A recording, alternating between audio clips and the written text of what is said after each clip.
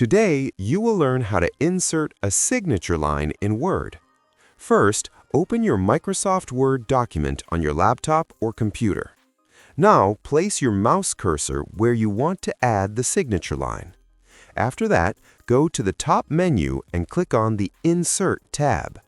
On the right side, look for the option called Signature Line and click on it. A small window will appear. Here, you can type the name of the signer, the title, and even an email address if needed. You can also add instructions for the signer. After filling in the details, simply click the OK button. That's it. A signature line is now added to your Word document.